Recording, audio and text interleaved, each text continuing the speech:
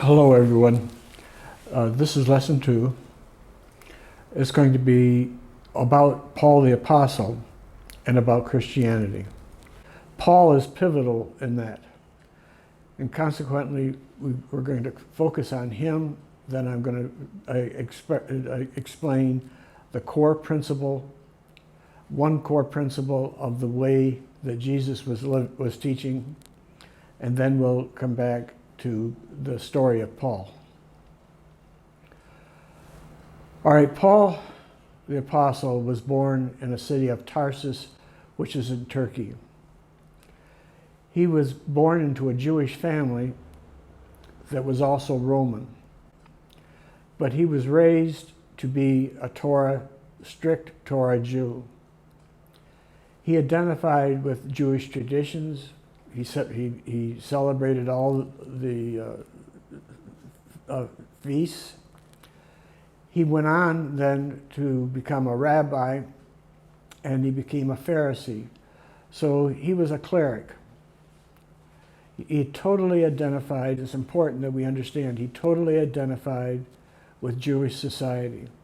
He also identified with he believed that the Messiah that was going to come, that the Jews had been longing for 500 years, was going to restore Israel to the glory that it had when King David lived. After Jesus died, he went to Jerusalem and he learned about Jesus. And he learned that there were disciples there who were teaching Jesus' way, quote, way. When he learned about the way, and when he memorized many of Jesus' poems, sayings, and parables, he became infuriated. He began to persecute the few Christians that were in Jerusalem who were trying to follow Jesus' way. Let me read a passage that I introduced to you in the first lesson, because it's key to understanding Paul. Now, the passage says, meanwhile Saul was the Hebrew name for Paul. So he went by both Saul and Paul. Meanwhile Saul was still breathing out murderous threats against the Lord's disciples. Now, murderous threats. In other words, he intended to kill. He was so incensed by the way of Jesus, and that these people were following it, he was willing to kill.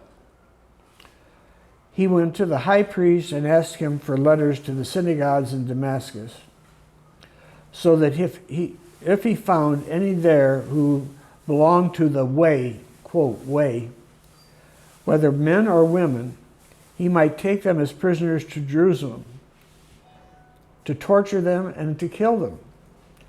So the way that Jesus was teaching was a deep, deep threat to Judaism and to Jewish society. As we go on, we'll see that it was also a threat to Roman society. Now we've got to, what I would like to do now is introduce you to one of the foundational principles of Jesus' way, so we can understand why it was such a threat.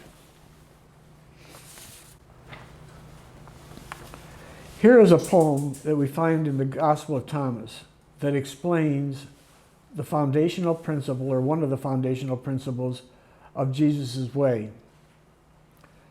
The poem reads, "Whoever is the one who discovers himself on his own, the world is worthy of him not."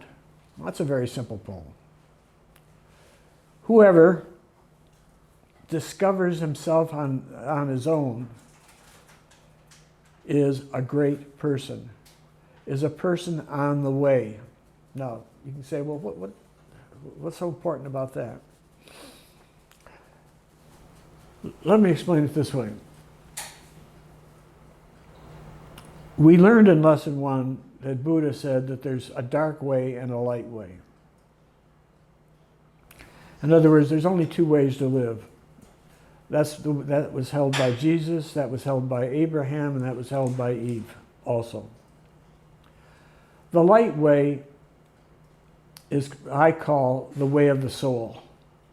The dark way I call the way of the mind. Now let me explain what those means. You today have questions, personal questions about your life. You want to know what your purpose is. You want to know how to live a better life today. You want to know how to earn a living. You want to know what's going to happen after you die. You've got a lot of personal questions. Very practical ones, very philosophical ones, very psychological ones. And you have two ways to get those answers. One, you can go to other people and adopt their answers. For example, if you're in a religion, you could go, and you're concerned about what happens after you die, you could go to the cleric, and the cleric would give you the answer that he learned in the seminary, or that, okay. And that answer came down from theologians.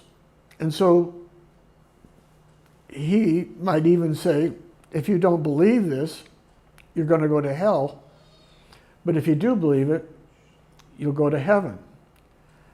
So he's doing two things. One, he's indoctrinating you with official answers. And secondly, he's giving out a punishment reward system to make sure that you believe and act according to that religious faith.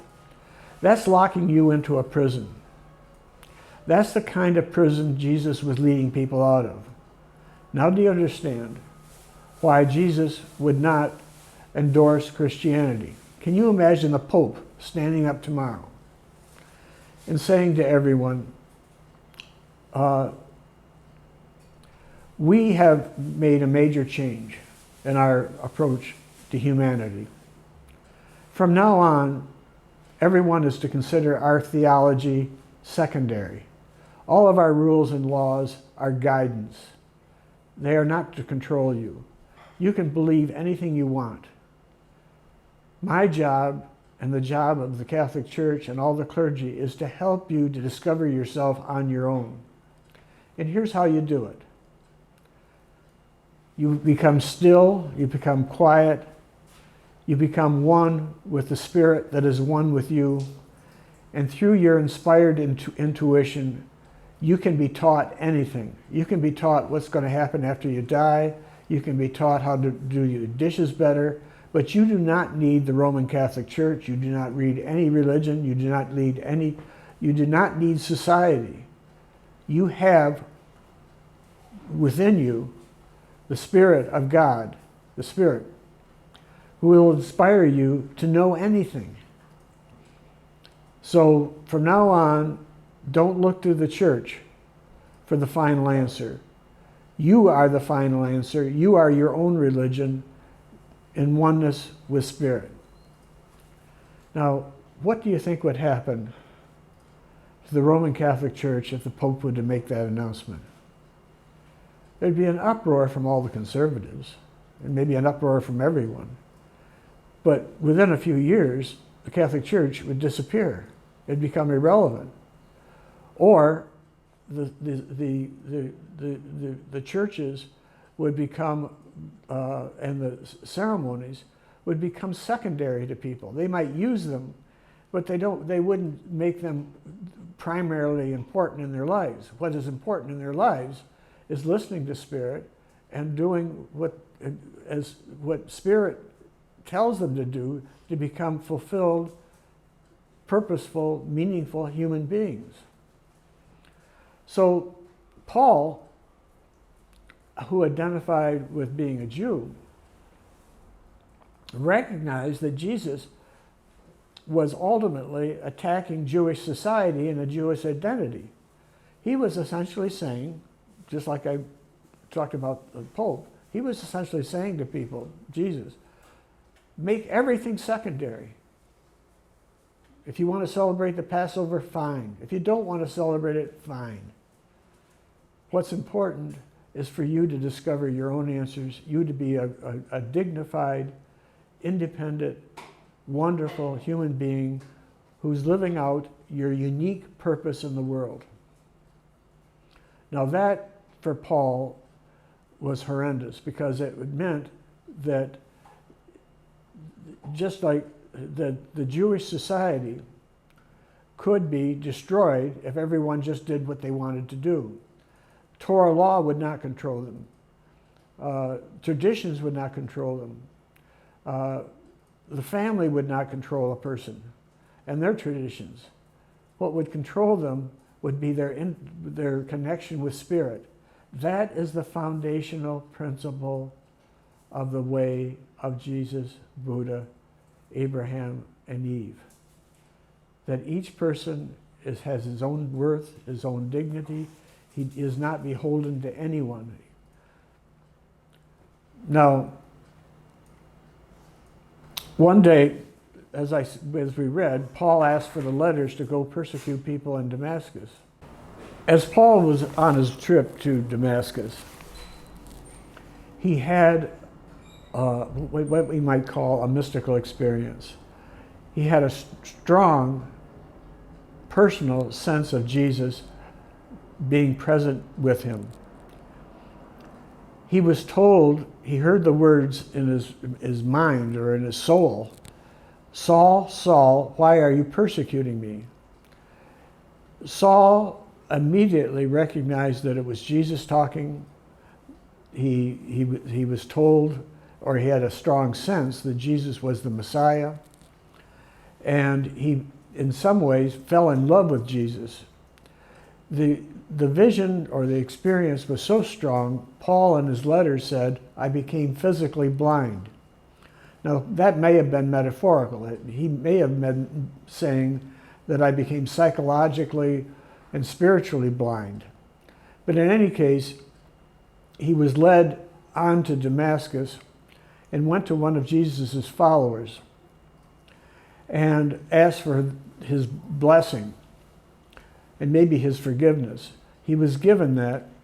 He then came out and he had a decision to make. He could go back to Jerusalem and apologize to all the families that he'd been persecuting, of course. And he could study all the parables, poems, and sayings of Jesus so that he could begin to teach the way. But that was something he could not do because he knows the way could destroy Jewish society and Roman society for that matter. It was giving people complete freedom. And for Paul, that meant losing his own identity as a Jew, and it meant possibly chaos. We don't know what was going on with Paul, but he was terrified of the way and what the implications of it were. So instead of going to Jerusalem, he turned his horse and went east to Arabia. Now, Arabia at that time encompassed the territory from what is now Saudi Arabia all the way up to Jordan. We don't know where he went. We know that he was also had a trade as a tent maker, and that's what he probably did in Arabia. When he got there, he had the problem. On one hand, he knew that Jesus was the Messiah. On the other hand, Jesus was teaching the way, which we're calling the way of the soul, that Paul detested. What was he to do? Well, in one of his meditations, he heard, supposedly directly from Spirit, that Jesus was the Son of God. Now, Jesus never said that. In the Gospel of Thomas, Jesus says that when he looks at a baby, or when he looks at a human being, he sees divinity behind the actions and the behavior of the person. He sees a soul that is divine. So everyone, for Jesus, was a son or daughter of God. Now Paul said, okay, if he's the Son of God, now why was he sent here to earth in human form? After Paul decided that Jesus was the Son of God, he had to decide what Jesus' role was as a man, as God made man. In the Garden of Eden story, Spirit tells the first two human beings, Adam and Eve, that they are not to eat of the tree of the knowledge of good and bad. They do eat of that tree and therefore violate the first command of Spirit. Paul saw that as a grievous sin that resulted in Adam and Eve being escorted out of the Garden of Eden. Paul then went on to say that that every person who is the son or daughter, which is all of humanity of Adam and Eve, inherits that sin. That genetically it is passed down to all of humanity. So today, 7 billion people would be born with original sin. Now that's something that Paul made up. Jesus never said that. Jesus talked about the Garden of Eden story, but never about the genetically, a sin being passed down genetically.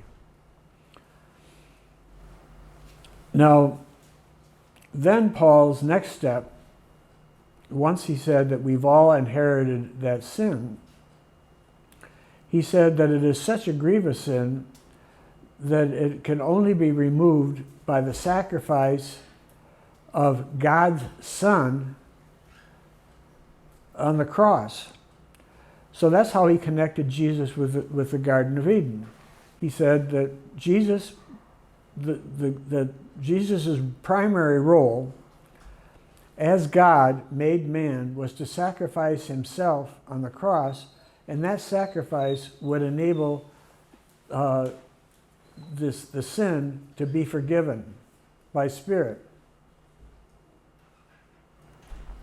Now, that's all Paul's logic. Jesus never said that his role was to die on the cross to remove people from original sin. Then Paul went on to say that Jesus was buried, that it was put in a tomb for 3 days, and then resurrected in a way that we are not resurrected. Everyone is resurrected in the sense that they live after they die. But what he said is that Jesus was resurrected with his body, and therefore it was a different type of resurrection. Paul has invented this theology. He now has said that you must believe it if you want to be saved. If you don't believe it, you're going to go to hell. If you do believe it, you'll go to heaven. He also said that Jesus was going to come again to judge the living and the dead. By that he means that Jesus would come into the world somehow, and everyone in the world, all 7 billion of us right now, if he came, would be given the opportunity to either believe or not believe in Paul's made-up theology. If they did believe, original sin would be removed. If they don't believe, then they're not going to be saved and they're going to go to hell after they die. He also said that all past people who have died are going to somehow mystically be given the opportunity to know about Paul's theology. And if they choose to believe, they will go to heaven. If they don't, they're going to go to hell. So this is all something that Paul invented. The final piece of his theology is the statement that if you commit a sin now and you then believe in his theology, your sin will be forgiven. In other words, if in tomorrow you murder somebody, and 10 minutes after you murder them, you get down on your knees or become still and believe in Paul's theology, you are forgiven of that murder that you committed 10 minutes previously. Now that's Paul's theology that he created. Now you would think that if he went out into the world and tried to preach that as a religion, that people would think that he was a madman. It is so illogical, so filled with just blind belief. But in fact, today, there's 1.2 billion Christians. And over the last 2,000 years, there's been billions more Christians. And the majority of them believe in Paul's theology. They believe it because they want to go to heaven and don't want to go to hell. Now, how that happened, that Christianity could adopt Paul's theology and ignore Jesus's way, is what I'm about to speak about now. Paul then left Arabia after 3 years and went to Jerusalem. Now you would think that when he went to Jerusalem, the first thing he would do would be to go to the families that he persecuted and ask for apology. But of course he doesn't have to do that. And he didn't do that as far as we know. He believes in his own theology. Because he believes in his own theology, he believes that his sins have been forgiven. So he has no need to ask anybody else for forgiveness. So instead of going to the families, he goes to the location where the disciples of Jesus are meeting. Now, let's try to imagine a group of disciples in a room meeting. They're headed by James, Jesus' oldest brother. Now let's try to imagine these disciples. They're sitting around discussing how to live the way. They hear a knock on the door, and they open it, and there's Paul, the murderous persecutor. You can imagine the fear that they felt. They haven't seen him in 3 years. Paul enters, shuts the door, and says to them, I'm not here to arrest you. I'm here to tell you that you're all sinners. You all have original sin. And of course they go, what? They never heard of this. Yes, I went to Arabia, and it was disclosed to me in Arabia that Jesus did not teach God's gospel. And they must have been stunned. Perhaps one person asked him, well, Jesus composed over 150 parables and sayings and poems. What are we to do with those? And he says, you are to forget them. Jesus was teaching the way that is not the gospel of God. The gospel, I have been authorized by Spirit to teach the true gospel that Jesus did not teach, and now I'm going to tell you what it is. And he lays it out. He talks about the Garden of Eden. First of all, he talks about Jesus being the Son of God, which shocked them because Jesus never said that. Then he talks about the Garden of Eden. Then he talks about the crucifixion and the sacrifice. And then he talks about the resurrection, and then the need to believe his theology in order to be saved. And he finally finishes, and we can imagine the gasps in the room, and people even were just stunned that this man who was persecuting them just 3 years ago is now telling them that Jesus was not teaching the true message, and that he is the 13th apostle who is correcting Jesus. At some point, one of the leaders, perhaps it was Peter, who was second in command, asked Paul to leave. He probably said something like, we've heard your message. If we have any questions, we'll come to you. Please leave. And he did. He then went to the high priest and to the council, the Jewish council. And he told them that Jesus indeed was the Messiah, and that Jesus was not teaching the true message of the Spirit, and that he was authorized by Spirit to teach this message. He then tells them what his theology is. At that point, they must have thought that they're talking to a madman, and they asked him to leave Jerusalem. So he left the council, and he went to several other small groups of Christians. It told them about his gospel, and they all asked him to leave Jerusalem, and so Paul did leave Jerusalem. He was only there a few days, and he left. He never returned for 10 years.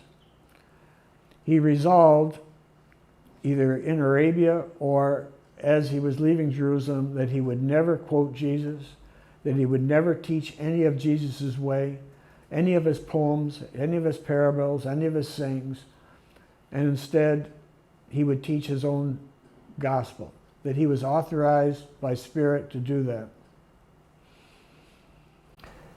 Paul then went to Antioch, and there he was able to convince a small group of people to start a church, and that his theology indeed was the true theology. People probably were attracted by the fact that he preached a Jesus who loved them personally, who died for them personally on the cross, that they could be forgiven from all their sins easily by just believing in Paul's theology. In any case, like a charismatic cult leader, Paul was able to get a small following. After leaving Antioch, he went to various other cities in the Eastern Mediterranean, all the way around to Rome.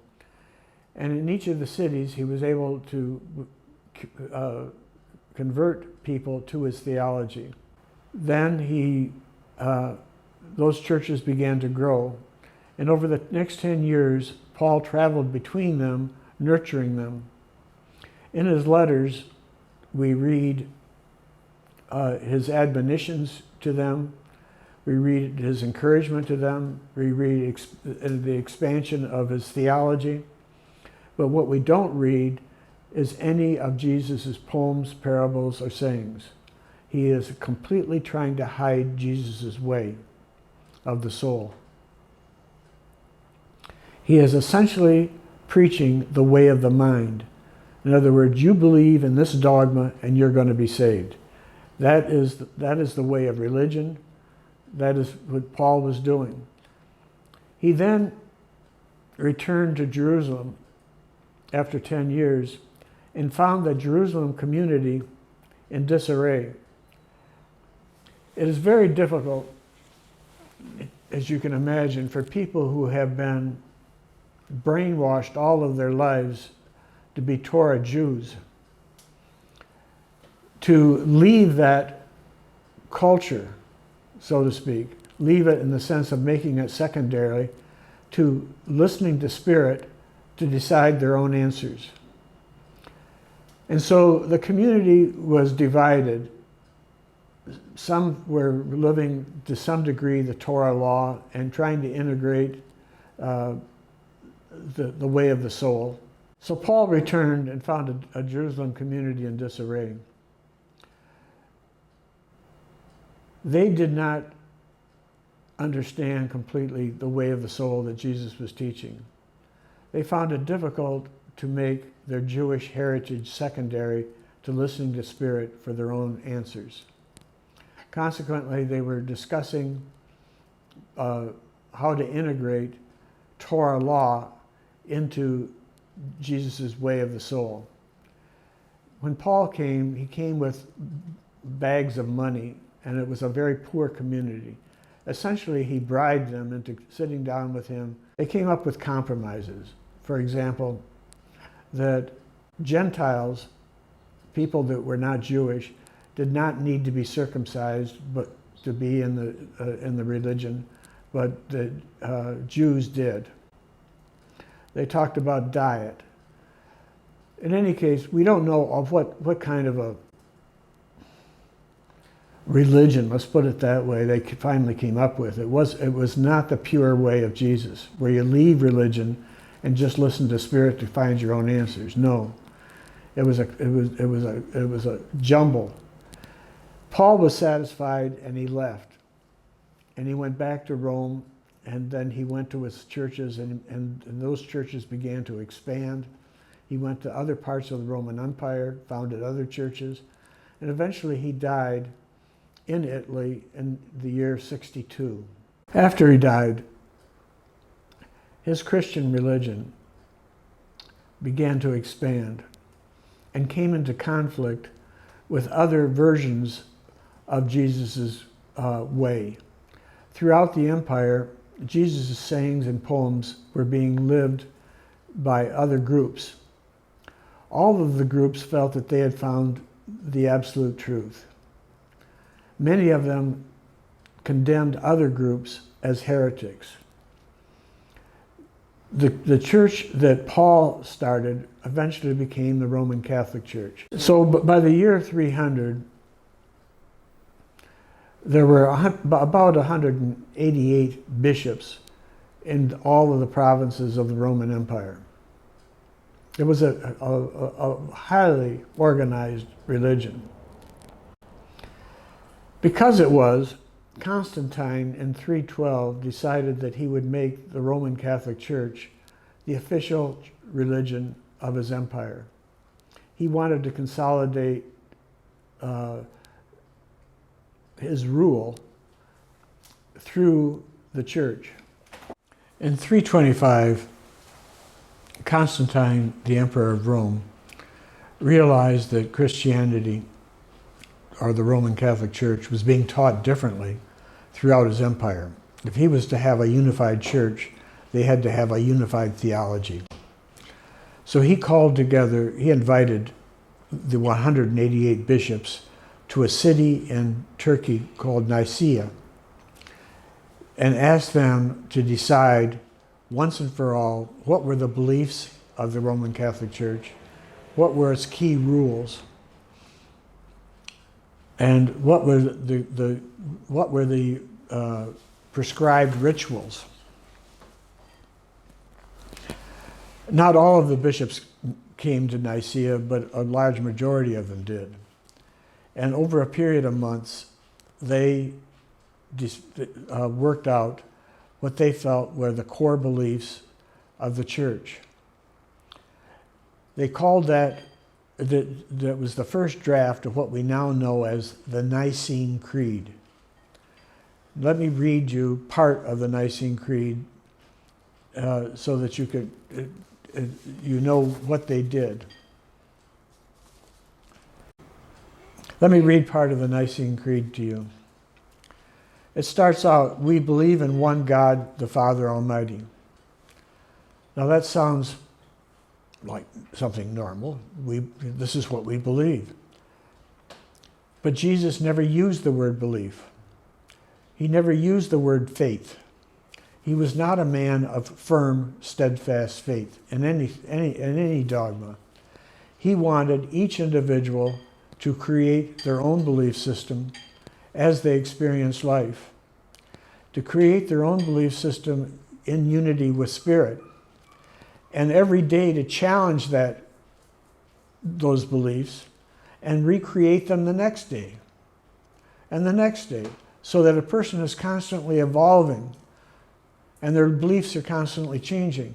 If a person has firm, steadfast beliefs and dogma created by theologians who taught in seminaries, and those ministers and priests in the seminaries then indoctrinated the people, that is the way of the mind. That's putting people in prison,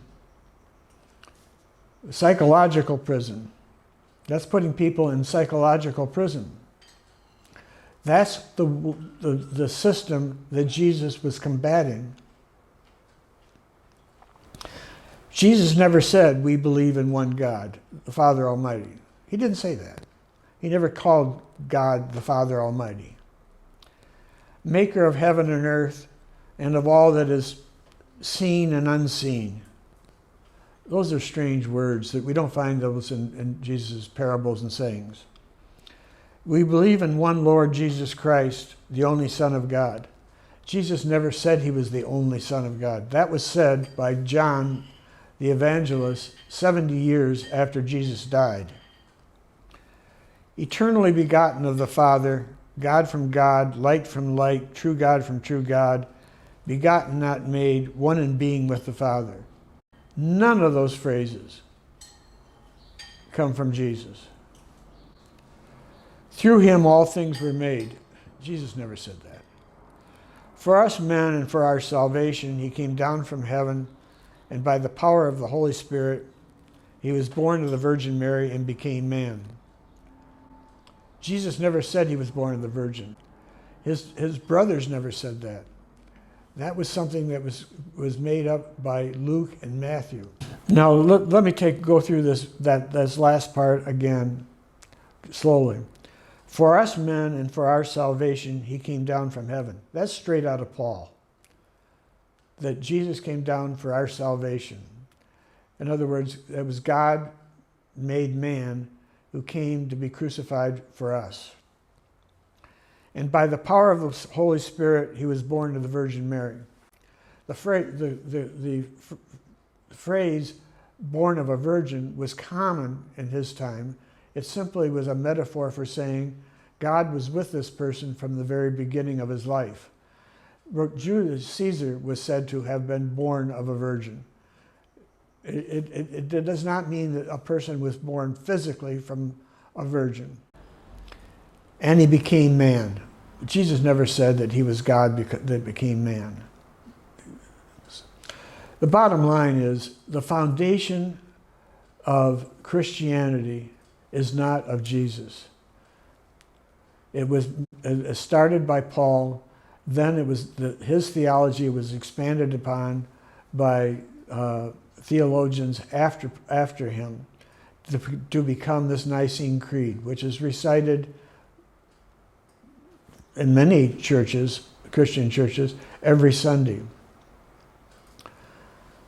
At the Nicene Creed, at Nicene Council, they also decided some of the basic rules and laws of the Roman Catholic Church. The bishops of the council then decided what books would be in the Bible. Of course, they eliminated the Gospel of Thomas because it was teaching the way of the soul. The bishops then returned to their provinces, and they sent letters out to all of the churches and monasteries in their area, telling them to burn all of the documents in their library that did not conform to the Nicene Creed, and did not conform to the books that were to be in the Bible. Up the Nile Valley, at a city called Nag Hammadi, the monks, instead of burning the documents, went out and buried them in a jar. In 1945, those documents were discovered. In it was the Gospel of Thomas. I have translated it. I have discovered its organization, and I have articulated in the appendix 14 proofs that Jesus composed it. He wanted people to leave any group that was teaching people how to think and act. It could be a political group, it could be a social group. He was leading people out of what he called the world. The world is a place where people are brainwashed to think alike, to be conformists. He was teaching people to be the wonderful individuals with a unique mission that they were destined to be. In summary, Paul founded Christianity, and in the process hid Jesus' way of the soul. The later theologians and bishops also created a religion not based on Jesus, but based on Paul. Jesus was teaching the way of the soul. Paul was teaching the way of the mind. Paul was a charismatic leader